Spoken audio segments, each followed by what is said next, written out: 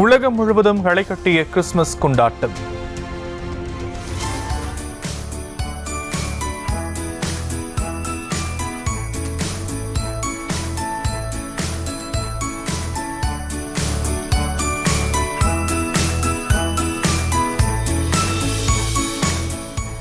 இயேசு பிறப்பை முன்னிட்டு வண்ண மின் விளக்குகளால் ஜொலித்த தேவாலயங்கள்.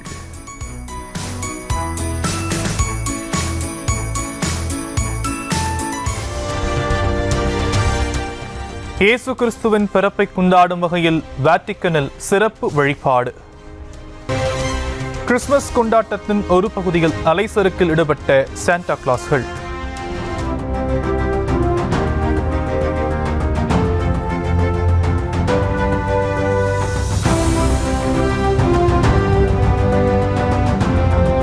ஏராளமான மக்கள் கோகோ கடற்கரையில் திரண்டு கண்டு ரசித்து உற்சாகம்.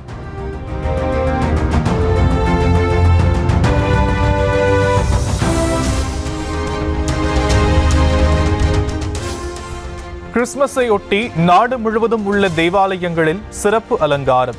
குழந்தை இயேசு அவதரித்ததை கொண்டாடிய கிறிஸ்தவர்கள். கிறிஸ்துமஸ் கொண்டாட்டத்தை முன்னிட்டு ஒடிசாவில் பிரம்மாண்ட மணல் ஓவியம். 550 கிலோ சாக்லேட்களை கொண்டு 160 அடி நீளம் 100 அடி அகலம் கொண்ட சாண்டா கிளாஸ் உருவம் உருவாக்கம். கிறிஸ்துமஸ் திருநாளில் உலக அமைதியை வலியுறுத்தி பிரம்மாண்ட மணல் சிற்பம்.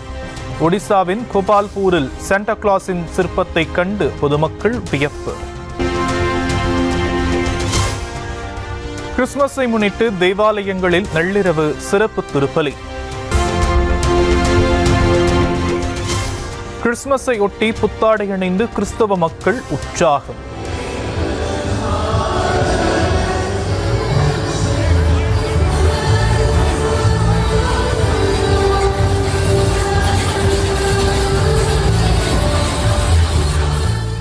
பாடல்களை பாடியும் நடனமாடியும் ஆனந்த கொண்டாட்டம்.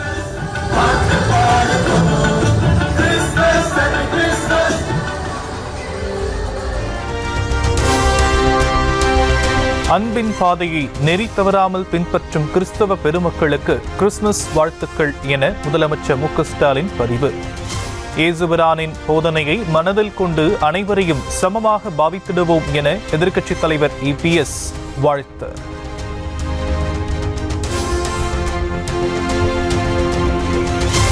பொதுமக்களின் கடும் எதிர்ப்பை தொடர்ந்து மதுரை அரிட்டாப்பட்டி டங்ஸ்டன் சுரங்க திட்டம் தற்காலிகமாக நிறுத்தம். பணியேற்று தொடங்குவதற்கான கடிதத்தை ஒப்பந்த நிறுவனத்திற்கு கொடுக்க வேண்டாம் என தமிழக அரசுக்கு பரிந்துரை. டங்ஸ்டன் சுரங்கம் அமையவுள்ள இடத்தை மறு ஆய்வு செய்ய இந்திய புவியியல் ஆய்வு மையத்திற்கு மத்திய அரசு பரிந்துரை. சுரங்க எல்லையை மறுவரையறை செய்வதற்கான சாத்தியக்கூறுகளை ஆராய அறிவுறுத்தல்.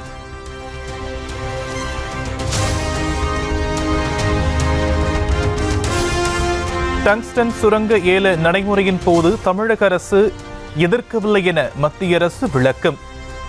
ஏலத்தை கைவிடுமாறு தங்களிடம் எந்த கோரிக்கையும் வைக்கவில்லை எனவும் குற்றச்சாட்டு.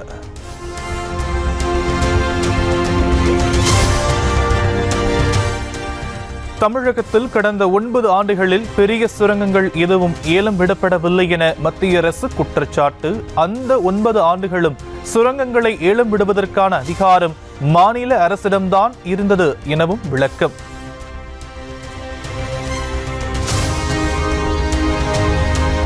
கன்னியாகுமரியில் அரிய வகை அணு கனிம வளங்களை பிரித்தெடுக்க வழங்கப்பட்ட உரிமத்தை ரத்து செய்ய EPS வலியுறுத்தல். இந்திய அரிய வகை மணல் ஆலைக்கு வழங்கப்பட்ட உரிமத்தை உடனடியாக ரத்து செய்ய வேண்டும் எனவும் வலியுறுத்துவதாக அறிக்கை.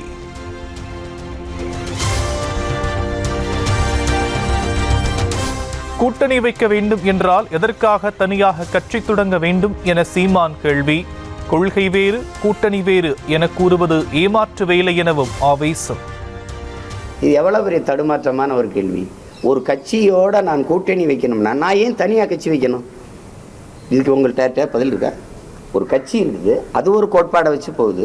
நான் ஒரு கட்சி வச்சுருக்கேன், நான் என்ன கோட்பாடை சொல்லி கட்சி ஆரம்பித்தேன்? அதை விட ஆக சிறந்த ஏமாற்று ஒன்றுமே கிடையாது.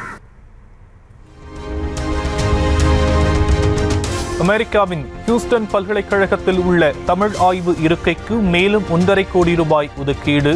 ஹியூஸ்டன் பல்கலைக்கழகத்தில் தமிழ் மொழி, இலக்கியம், பண்பாடு மற்றும் தமிழ் மொழி ஆராய்ச்சிக்கு முதலமைச்சர் மு.க. ஸ்டாலின் வாழ்த்து. தமிழகம் வரும் அமித்ஷாவுக்கு கருப்பு கொடி காட்ட காங்கிரஸ் முடிவு. நிகழ்ச்சி நடைபெறும் இடத்தை முற்றுகையிட உள்ளதாகவும் அறிவிப்பு.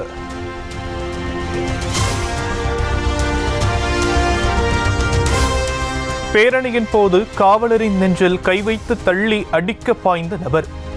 அரக்கோணத்தில் நடைபெற்ற பாமக இடஒதுக்கீடு போராட்டத்தில் பரபரப்பு.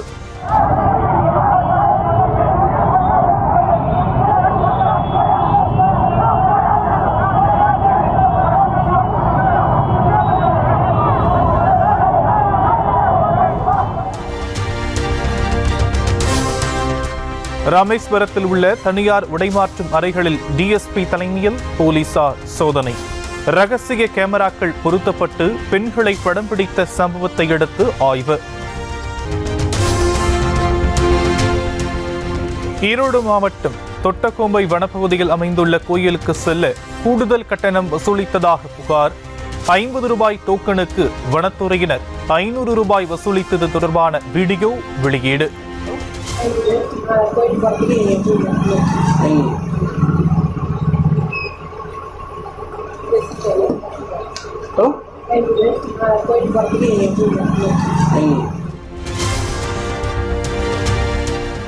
நீலகிரி மாவட்டம் கோத்தகிரியில் இரவு நேரத்தில் உலா வந்த ஒற்றைக் கரடியின் சிசிடிவி காட்சிகள்.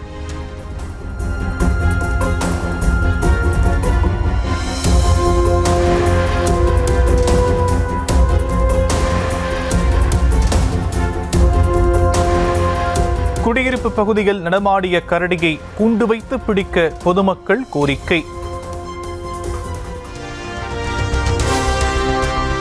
தென்மேற்கு வங்கக்கடலில் நிலவிய ஆழ்ந்த காற்றழுத்தம் இன்று வலுவிழக்கக்கூடும் என வானிலை ஆய்வு மையம் கணிப்பு. வரும் 30ஆம் தேதி தமிழகம் மற்றும் புதுவையில் மிதமான மழை பெய்யக்கூடும் எனவும் தகவல்.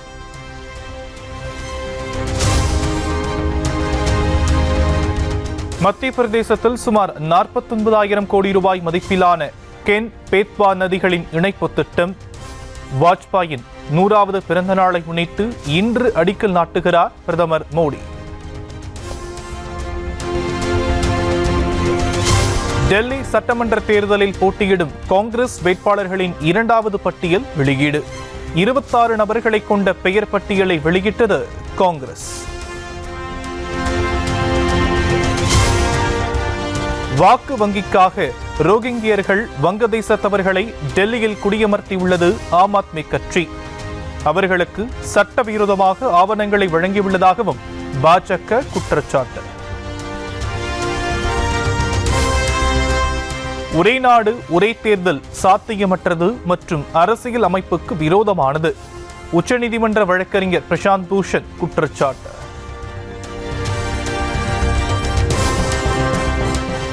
முன்னாள் ராணுவ தளபதி வி.கே. சிங் மிசோரம் ஆளுநராக நியமனம். கேரள கவர்னராக இருந்த ஆரிஃப் முகமது கான் பீகார் ஆளுநராக மாற்றம்.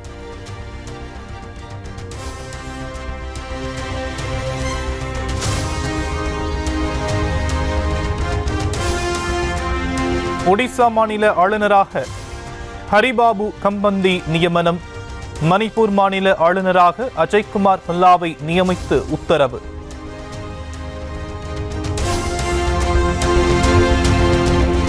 ஐந்து மாநிலங்களில் ஆளுநர்களை மாற்றி குடியரசுத் தலைவர் திரௌபதி முர்மு உத்தரவு. பீகார் ஆளுநராக இருந்த ராஜேந்திர விஸ்வநாத் அர்லேக்கர் கேரள கவர்னராக மாற்றம்.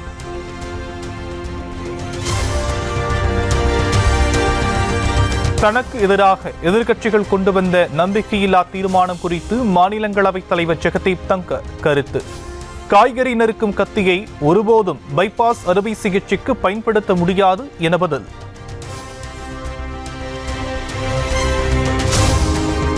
ஜம்மு காஷ்மீரின் பூஞ்ச் மாவட்டத்தில் 300 அடி பள்ளத்தாக்கில் ராணுவ ட்ரக் கவிழ்ந்து விபத்து. வாகனத்தில் சென்ற 5 வீரர்கள் உயிரிழப்பு, காயமடைந்தவர்கள் மருத்துவமனையில் அனுமதி.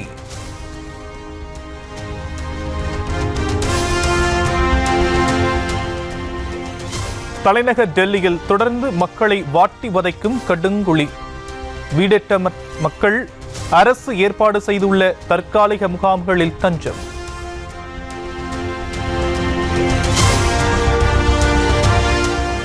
அடுத்த ஆண்டு மகா கும்பமேளாவை நடத்துவதற்காக தயாராகும் பிரயாக்ராஜ் நகரம். குதிரைகளில் சென்று கண்காணிப்பு பணியில் ஈடுபடும் உத்தரப்பிரதேச போலீசார்.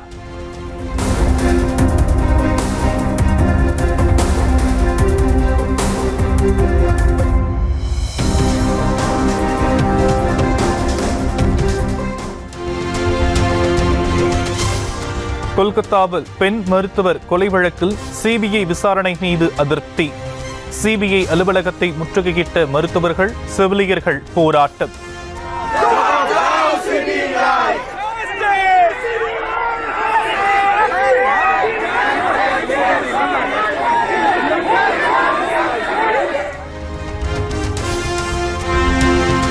குஜராத் மாநிலம் சூரத்தில் பயணிகள் இன்றி சென்ற விரைவு ரயில் தடம் புரண்டு விபத்து. ரயில் பெட்டிகளின் சக்கரங்கள் தண்டவாளத்தை விட்டு இறங்கியதால் சீரமைப்பு பணிகள் தீவிரம்.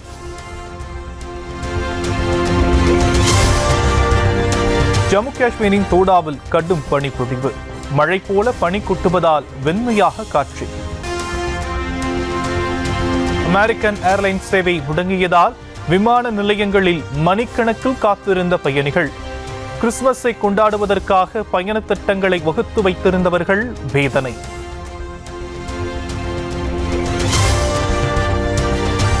தொழில்நுட்ப கோளாறு காரணமாக முடங்கிய அமெரிக்க ஏர்லைன் விமான சேவை.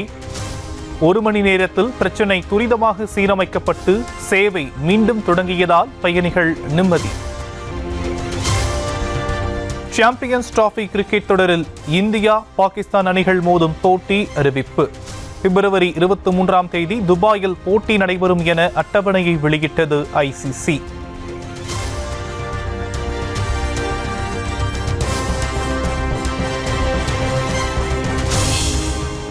வெஸ்ட் இண்டீஸ் அணிக்கு எதிரான 2வது ஒருநாள் போட்டியிலும் இந்திய மகளிர் அணி வெற்றி. தொடரை 2-0 என்ற கணக்கில் கைப்பற்றி அபாரம்.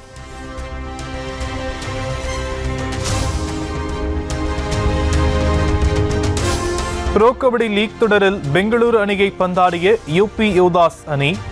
மற்றொரு போட்டியில் பெங்கால் வாரியர்ஸ் வீழ்த்தி யூ மும்பா அணி அசத்தல்.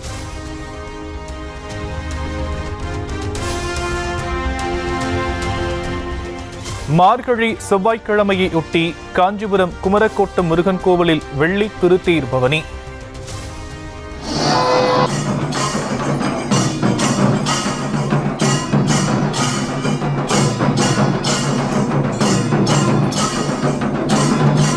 சிவவாத்தியங்கள் ஒலிக்க வெள்ளி தெய்வானையுடன் உலா வந்த சுப்பிரமணிய சுவாமி.